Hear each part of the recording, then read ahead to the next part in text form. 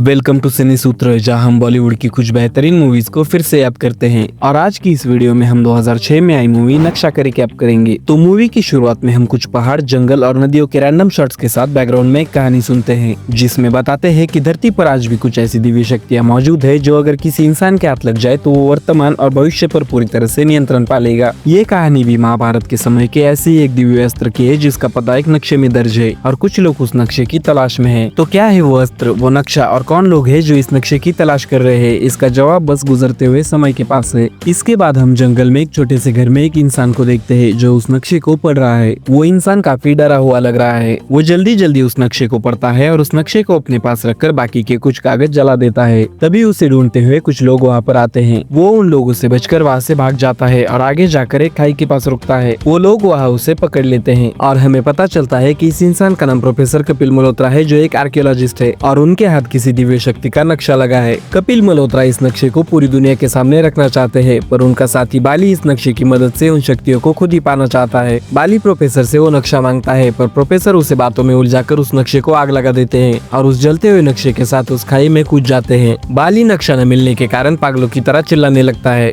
आगे सभी लोग मिलकर प्रोफेसर कपिल मल्होत्रा का अंतिम संस्कार करते हैं और इसके बाद हमें स्टोरी में एक 20 साल का टाइम जंप देखने को मिलता है। 20 साल बाद हम प्रोफेसर के बेटे विक्की को देखते हैं। विक्की एक बेहद ही केयरलेस और लेजी टाइप का इंसान है, जिसे अपनी कोई भी चीज याद नहीं रहती। वो पूरी तरह से अपनी माँ पर डिपेंडेंट है और उसे हर छोटी चीज के लिए अपनी माँ की मदद लेनी पड़ती है। विक्की अपनी माँ से कहता है कि उसे रात को अपने दोस्त रतन के घर जाना है पूजा के लिए, पर असल में उसे अपने दोस्त रतन की बैचलर पार्टी में जाना होता है। उस पार्टी में डांस करते वक्त विक्की की मुलाकात रिया से होती है। रिया रतन की होने वाली पत्नी की दोस्त है। असल में रिया वहाँ पर रतन की बैचलर पार्टी को स्पॉइल करने आई थी। पार्टी खत्म होने के बाद विक्की रिया से फ्लर्ट करता है, पर रिया उसकी बातों से इरिटेट होकर वहाँ से चली जाती है। अगले दिन विक्की के घर एक वकील आता है और वो उनसे कहता है कि एक पार्टी है जो आपका घर देखना चाहती है, तो आप किसी को वहाँ भेजकर उस घर की साफ सफाई करवा लीजिए। इतना कहकर वो वकील वहाँ से चला जाता है। दरअसल विक्की के पिता की मौत होने के बाद विक्की की माँ उसे अपने साथ लेकर एक नए घर में शिफ्ट हो गई थी और तब से लेकर आज तक वो अपने पुराने घर में कभी नहीं गई और अब वो उसी घर को बेचना चाहते हैं। आगे बातों बातों में विक्की अपनी माँ से कहता है कि इतने साल हो गए पर हमें अब तक ये पता नहीं चला कि पापा को ऐसी कौन सी चीज की खोज थी जिसकी वजह से उनकी जान चली गई। उसकी माँ जवाब देती है कि पता नहीं, उन्होंने अपने जीते जी अपने काम के बारे में किसी को पता नहीं चलने दिया। साथ ही वो विक्की से कहती है कि तुम्हारे पिता हमेशा एक बात कहा करते थे, जीवन में जब भी रास्ता धुंधला दिखाई दे तो इंसान को भगवान का हाथ थाम कर ही सही रास्ता दिखाई देता है। अगले दिन विक्की अपने पुराने घर जाता है साफ सफाई करने के लिए। वहाँ उसे अपने बचपन के वो पल याद आते हैं जो उसने अपने परिवार के साथ बिताए थे। अपनी पुरानी चीजें देखते देखते विक्की की नजर दीवार पर लगी हुई भगवान की एक तस्वीर पर पड़ती है। विक्की उस फोटो के पास जाकर उस पर अपना हाथ फेरता है। उस तस्वीर को छूने पर उसे ये महसूस होता है कि उस तस्वीर के पीछे कोई खाली जगह है। विक्की उस फोटो को धक्का देकर साइड में करता है। उसे उस फोटो के पीछे एक रास्ता मिलता है जो एक कमरे तक जाता है। उस कमरे के अंदर जाने पर विक्की को एक छुपा हुआ नक्शा और उसके पिता की रिसर्च के दौरान लिखी हुई एक डायरी मिलती है। विक्की वो सारे पेपर्स लेकर अपने घर वापस आता है और उस नक्शे और डायरी में लिखी हुई पहेलियों को सुलझाने की कोशिश करता है। उसे ज्यादा कुछ समझ नहीं आता, लेकिन उसे एक बात पता चल जाती है कि इस सब की शुरुआत कुरुक्षेत्र से होती है। इसके बाद विक्की अपनी माँ के कमरे में जाता है और उसके पैरों के पास उसके लिए एक चिट्ठी लिखकर छोड़ता है। विक्की इस चिट्ठी में लिखता है कि उसके पिता ने अपनी जिंदगी के 25 साल जिस चीज की खोज के लिए बिताए, उस खोज को पूरा करने के लिए मुझे एक पहली कड़ी मिली है और मैं अपने पिता की उसी अधूरी खोज को पूरी करने के लिए जा रहा हूँ। और वो कुरुक्षेत्र जाने के लिए निकल जाता है। विक्की कुरुक्षेत्र पहुँचता है, पर वहाँ से आगे उसे क्या करना है उसे कुछ भी समझ नहीं आता। वो वहाँ के कुछ लोगों को वो नक्शा दिखाकर रास्ता पूछता है, पर वहाँ के लोग भी उस नक्शे को समझ नहीं पाते। अब वो जाके किशनगढ़ नाम के एक गाँव में रुकता है और वहाँ से अपने एक दोस्त को फोन करके उससे कुछ पैसे उधार मांगता है। वो पास के किसी ऑफिस या बैंक में जाकर अपने दोस्त ने भेजे हुए पैसे निकाल लेता है और पैसे मिलने के बाद वो फिर से उसी जगह आकर अपनी माँ को फोन करता है। वो अपनी माँ से फोन पर बात कर ही रहा होता है कि तभी वहाँ पर कुछ लोग आते हैं और उस पर हमला करते हैं। ये लोग विक्की से उसका नक्शा लेना चाहते हैं, पर विक्की उनको नक्शा देने से मना कर देता है। विक्की उन लोगों में से कुछ लोगों को मारता है, पर जैसे उनके बाकी आदमी वहाँ पर आते हैं वो वहाँ से भाग जाता है। पर थोड़ी देर बाद वो विक्की को पकड़ लेते हैं। विक्की की माँ फोन पर ये सारी बातें सुन लेती है और समझ जाती है कि विक्की किसी मुसीबत में फंसा है। वो अपनी पति की पहली पत्नी यानी अपनी सौतन के पास जाती है उससे मदद मांगने। वो अपनी सौतन से कहती है कि विक्की किसी मुसीबत में फंस चुका है और अब बस आपका बेटा वीर ही उसकी मदद कर सकता है, क्योंकि वीर एक फॉरेस्ट ऑफिसर है और जहाँ पर विक्की गया है वीर उन जंगलों को अच्छी तरह से जानता है। दूसरी तरफ वो गुंडे विक्की से उसका नक्शा ले लेते हैं और उसे अपने अड्डे पर ले जाकर उल्टा लटका देते हैं। उन गुंडों के लीडर को विक्की की बातों से गुस्सा आ जाता है, इसलिए वो विक्की को मारने के लिए अपनी बंदूक निकालता है और उस पर गोली चलाता है। तभी वहाँ पर वीर आता है और विक्की को गोली लगने से बचा लेता है और और फिर बाद में वो दोनों भाई मिलकर उन गुंडों को मारते हैं और वहाँ से निकल जाते हैं। वीर विकी को अपनी गाड़ी में बिठाकर अपने साथ घर वापस ले जा रहा होता है, पर विकी उस नक्शे की मिस्ट्री सुलझाए बिना घर वापस नहीं जाना चाहता, इसलिए वो गाड़ी की स्टीयरिंग को जोर से खींचता है, जिससे वो दोनों भाई गाड़ी समेत एक नदी में गिर जाते हैं। आगे बाली उस जगह पर पहुंच जाता है जहाँ उसके भाई ने विकी को बांध कर रखा था, पर वहाँ पहुंचकर बाली ये देखता है कि वहाँ जितने भी लोग हैं सब के सब घायल पड़े हैं और विकी उस नक्शे के साथ वहाँ से जा चुका है। बाली 20 साल बाद उस नक्शे तक पहुँचने वाला था, पर उसका भाई 20 घंटे भी उस नक्शे को संभाल नहीं पाया। इस बात पर गुस्सा होकर बाली अपने भाई को गोली मार देता है और अपने बाकी आदमियों से विकी और उस नक्शे को ढूंढने को कहता है। वहाँ वीर विकी के हाथ बांधकर उसे अपने साथ ले जा रहा होता है। तभी चलते चलते वीर का पैर जंगल में पड़े हुए एक फंदे पर पड़ता है और वो एक पेड़ से उल्टा लटक जाता है। तभी उसकी जेब से विकी की हथकड़ी की चाबी नीचे गिरती है और विकी इसी मौके का फायदा उठाकर वहाँ से भागने लगता है, पर उसका भी पैर एक फंदे पर पड़ता है और वो भी वीर की तरह उल्टा लटक जाता है। वीर अपनी चाकू की मदद से दोनों की रस्सी काटकर दोनों को छुड़ा लेता है। तभी उन दोनों को एक लड़की की आवाज सुनाई देती है। वो दोनों भागते हुए उस लड़की के पास जाते हैं। ये लड़की और कोई नहीं बल्कि रिया है, जो राफ्टिंग के फोटोशूट के लिए जंगल आई थी, पर फोटोशूट के वक्त उसके नाव की रस्सी गलती से टूट गई और वो उस नदी में बहकर इस जंगल में फंस गई। इसके बाद वीर उन दोनों को अपने साथ लेकर जंगल में रास्ता ढूंढने की कोशिश करता है। रात होने पर वो तीनों एक जगह पर आग जलाते हैं और वहीं पर सो जाते हैं। अगली सुबह विकी सबसे पहले उठता है और वो रिया के बालों से पिन निकालकर अपनी हथकड़ी खोलता है और वहाँ से भाग जाता है, पर कुछ ही देर में वीर उसे फिर से पकड़ लेता है। तभी उस जंगल का एक बौने लोगों का कबीला उनको पकड़कर रस्सी से बांध देता है। विकी उन बौनों की भाषा बोलना जानता है, इसीलिए वो वीर को उन बौनों के बीच फंसाकर वहाँ से निकलने की सोचता है। विकी उन बौनों के सरदार से उसकी भाषा में कहता है कि वीर आप सबको पकड़कर अपने साथ ले जाना चाहता है सर्कस में भर्ती करने के लिए। मैंने उसे समझाने की बहुत कोशिश की, पर वो मेरी बात नहीं सुन रहा। इसके बाद वो बौने विकी और रिया को जाने देते हैं और वीर के हाथ खोलकर उसे मारने लगते हैं। बदले में वीर भी उनसे लड़ने लगता है। लड़ाई के दौरान उनमें से एक बौना वीर के ऊपर तीर चलाता है। तब विकी अपने हाथ में कोई चीज लेकर बीच में आता है और वीर को वो तीर लगने से बचाता है। विकी अपने हाथों में ढाल जैसी जो चीज है उसे एक बार गौर से देखता है। उसे याद आता है कि उस चीज पर जो निशान बना है वैसा ही एक निशान उस नक्शे में भी है। आगे विकी वीर को उस नक्शे और उनके पिता की पूरी कहानी बताता है। तब वीर भी उसके साथ आगे के सफर में जाने के लिए तैयार हो जाता है। 20 साल पहले जब प्रोफेसर कपिल मल्होत्रा अपनी रिसर्च कर रहे थे, तब वो भी इसी कबीले से होकर आगे गए थे, इसीलिए वो कबीले वाले इस नक्शे को पहचान लेते हैं और विकी को आगे जाने का रास्ता बताते हैं। इसके बाद वो तीनों मिलकर उन कबीले वालों के साथ जमकर शराब पीते हैं और एंजॉय करते हैं। अगले दिन सुबह जब उन तीनों की नींद खुलती है, तब बाली और उसके लोग वहाँ पर मौजूद होते हैं। बाली उनसे वो नक्शा ले लेता है। बाली कहता है कि मेरी आधी जिंदगी निकल गई इस नक्शे की खोज में और आखिरकार आज एक कवच का नक्शा मुझे मिल ही गया। इसके बाद बाली उन्हें एक कहानी सुनाता है कि महाभारत के समय ऐसा एक योद्धा था जिसके बाणों में अर्जुन को टक्कर देने की ताकत थी और सूर्य देव के दिए हुए कवच और कुंडल की वजह से उसे मारना नामुमकिन था। इसलिए इंद्रदेव ने साधु का वेश बदलकर धोखे से उससे वो कवच और कुंडल ले लिए और उन कवच और कुंडल को वापस ले जाते वक्त उन्हें हिमालय की किसी गुफा में छुपा दिया। ये उसी कवच और कुंडल तक जाने का नक्शा है। ये नक्शा अब तक कई हाथों से होकर गुजरा, सदियों तक खो भी गया, पर प्रोफेसर और उनके बेटों की वजह से आज मुझे नक्शा मिल गया। इसके बाद बाली अपने आदमियों से उन तीनों को मारने को कहता है, पर वो तीनों बाली के आदमियों से बचते हुए पीछे वाली खाई में कूद जाते हैं। बाली को लगता है कि वो तीनों मारे गए और वो वहाँ से चला जाता है, पर थोड़ी देर बाद वो तीनों फिर से ऊपर आ जाते हैं और ऊपर आकर देखते हैं कि बाली ने जाने से पहले उन बौनों के पूरे कबीले को मार दिया। इसी बीच उन्हें ये भी पता चल जाता है कि उनके पिता भी इसी नक्शे को बचाते हुए मारे गए थे। तब विकी और वीर उसे ढूंढकर मारने का फैसला करते हैं। वो रिया की नाव लेकर बाली को ढूंढने के लिए नदी के रास्ते से निकल जाते हैं। दूसरी तरफ बाली उस नक्शे की मदद से एक गुफा तक पहुंचता है। उस गुफा के अंदर एक मंदिर बना हुआ होता है। उस मंदिर में कुछ पुजारी पूजा कर रहे होते हैं। बाली उस मंदिर को गौर से देखता है और वहाँ दीवारों पर लिखे हुए श्लोक पढ़ता है। थोड़ी देर बाद जब वीर और विकी वहाँ पहुँचते हैं तो वो देखते हैं कि बाली वहाँ से जा चुका है और उसने जाने से पहले उस मंदिर के सारे पुजारियों को भी मार दिया है। वो तीनों मिलकर मंदिर में वहाँ से आगे जाने का रास्ता ढूंढने लगते हैं। तभी विकी की नजर भी उस दीवार पर लिखे हुए श्लोक पर पड़ती है। वो दोनों भाई मिलकर श्लोक की पहेली को सुलझाने की कोशिश करते हैं और आखिर में उन्हें जवाब मिलता है गणेश जी। वीर वहाँ पर बनी सभी गणेश जी की मूर्तियों को देखने लगता है। तभी उसे एक मूर्ति दिखती है जो बाकी मूर्तियों से अलग है। वहाँ वो एक ही ऐसी मूर्ति है जिसमें गणेश जी के दोनों दांत सही हैं, जबकि बाकी मूर्तियों में गणेश जी का एक एक दांत टूटा हुआ है। वीर उस मूर्ति के एक दांत को हाथ लगाता है। उस दांत को छूने पर मंदिर में पीछे की तरफ एक दरवाजा खुलता है और उन्हें पता चलता है कि अब उनको आगे हिमालय के ओम पर्वत पर जाना है। एक तरफ बाली रात होने के कारण अपने आदमियों को लेकर एक जगह पर रात गुजारने के लिए रुक जाता है। वही वो तीनों पहाड़ों के बीच से होते हुए पूरी रात सफर करके अगली सुबह बाली तक पहुंच जाते हैं। वहाँ बाली के आदमी उन्हें देख लेते हैं और फिर उनके बीच एक जोरदार लड़ाई होती है। वीर और विकी एक एक करके बाली के सभी आदमियों को मार रहे होते हैं। तब बाली अपने 3 आदमियों को साथ लेता है और आगे के सफर के लिए निकल जाता है। लड़ाई के दौरान रिया के पैर में चोट लग जाती है, इसलिए वो विकी को उसे वही छोड़कर आगे जाने को कहती है। विकी और वीर बाली की ये गाड़ी लेकर उसके पीछे जाते हैं। बाली ओम पर्वत पर पहुंचकर एक गुफा के अंदर जाता है। गुफा के अंदर जाने पर उसके सामने पत्थरों पर कुछ अक्षर बने होते हैं। बाली का एक आदमी बिना देखे उनमें से एक पत्थर पर पैर रख देता है। उस आदमी के वहाँ पैर रखते ही नीचे से कुछ रस्सियां आकर उसके पूरे शरीर को जकड़ लेती है और उसे खाई में खींच लेती है। इसके बाद बाली गौर से सामने देखता है तो उसे आगे ऐसे और भी पत्थर नजर आते हैं जिन पर अलग अलग अक्षर लिखे हुए हैं। वो अपने दूसरे एक आदमी को आगे भेजता है, पर इस बार उसे एक अलग पत्थर पर पैर रखने को कहता है। वो आदमी उस पत्थर पर जाकर खड़ा होता है और इस बार वो आदमी बच जाता है। बाली उसे अगले पत्थर पर जाने को कहता है और जैसे ही वो अगले पत्थर पर जंप करता है उसके ऊपर एक बिजली गिरती है और उसकी वहीं पर राख हो जाती है। अब बाली अपने तीसरे आदमी को आगे भेजता है एक अलग पत्थर पर पैर रखने के लिए, पर उसकी भी बाकी दोनों की तरह ही मौत हो जाती है। इसके बाद बाली खुद आगे जाता है और एक एक पत्थर पर जंप करके उस पड़ाव को पार कर लेता है। इससे बीच वहाँ वीर और विकी भी पहुँच जाते हैं। विकी भागते हुए बाली की तरफ जाने लगता है और वो भी अनजाने में एक गलत पत्थर पर पैर रख देता है। तभी बाली के आदमी की तरह ही विकी के शरीर को भी वो रस्सियां जकड़ने लगती है, पर वीर अपने चाकू से उन्हें काटकर विकी को बचा लेता है। विकी उन पत्थरों को देखता है और समझ जाता है कि उन्हें इन अक्षरों को जोड़कर एक शब्द बनाना है। वो दोनों मिलकर उन अक्षरों को जोड़कर कुछ शब्द बनाते हैं, पर कुंडल और कुंती पुत्र में से कौन सा शब्द सही है उन्हें समझ नहीं आता। विकी थोड़ी देर सोचता है और एकदम से आगे के एक अक्षर पर कूद जाता है ताकि वीर को सही अक्षर का पता चल सके, पर वीर उसे इस बात के लिए डांटता है। वो दोनों मिलकर इस पहेली को सुलझा लेते हैं, पर वहाँ से आगे जाने का कोई रास्ता नहीं होता। तब उनको उनके पिता की कही हुई बातें याद आती है। वो दोनों आंखें बंद करके आगे कदम रखते हैं और वहाँ अपने आप आगे जाने का रास्ता बन जाता है। वो दोनों भागते हुए अंदर जाते हैं, पर उनके अंदर जाने से पहले बाली अपनी मंजिल तक पहुँच जाता है और कर्ण के उस कवच कुंडल को पहन लेता है। बाली थोड़ा आगे आकर खड़ा हो जाता है। विकी और वीर उसे मारने के लिए उसकी तरफ भागते हैं, पर बाली एक बड़ी सी मूर्ति उठाकर उन दोनों की तरफ फेंकता है। विकी और वीर अपनी पूरी जान लगा देते हैं उसे हराने के लिए, पर बाली के पास इतनी शक्ति आ चुकी है कि उसे चोट भी लगती है तो उसके घाव अपने आप ठीक हो जाते हैं। लाख कोशिश करने के बाद भी वो दोनों बाली को रोक नहीं पाते। वो दोनों बाली के सामने पूरी तरह से बेबस हो जाते हैं। तब वीर भगवान के सामने हाथ जोड़कर उनसे प्रार्थना करता है और उसी वक्त सूरज ढल जाता है। अब ना तो वहाँ सूरज की रोशनी है ना ही चांद की, जिससे बाली के कवच कुंडल को शक्ति मिल सके। इसके बाद वो दोनों फिर से अपनी पूरी ताकत के साथ उठते हैं और बाली को मारने लगते हैं। साथ ही वो बाली के शरीर से उस कवच कुंडल को भी उतार लेते हैं। तभी वो पूरी जगह टूटकर गिरने लगती है। बाली नीचे खाई में गिर जाता है और वो दोनों वहाँ से भागकर बाहर आ जाते हैं। अंत में वीर विकी को वापस अपने घर लेकर जाता है। वीर वहाँ रिया को भी अपने परिवार से मिलवाता है और इसी के साथ ही मूवी खत्म हो जाती है। तो दोस्तों वीडियो अच्छी लगी तो वीडियो को लाइक कर देना और ऐसे ही बॉलीवुड मूवीज के रिकैप देखने के लिए चैनल को सब्सक्राइब। मिलते हैं आपसे नेक्स्ट वीडियो में, तब तक के लिए कीप वॉचिंग।